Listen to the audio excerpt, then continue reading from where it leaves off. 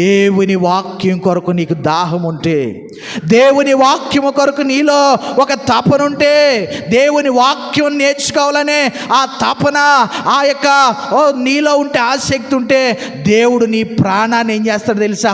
తృప్తిపరుస్తాడు. ప్రియులరా, వాక్యం చదవడం వల్ల నా ప్రాణం ఎలా తృప్తి పడుతుందండి అనుకుంటారు చాలామంది. వాక్యం ద్వారా ప్రియులరా, దేవుడు ప్రియులరు వాక్యం చదువుతుండగా మొదట నా రాజ్యమును మీరు వెతకండి, అప్పుడు మీకు అన్నీ కూడా ఏం కావాలో అవి అనుగ్రహించబడతాయి. వాక్యం చదువు, మోకాళ్ళేసి ప్రార్థన చేయి, నీ పని నువ్వు చేయి, అందులో నువ్వు 100 ఫలం చూస్తావు. దేవుడికి స్తోత్రం, హల్లెలూయా.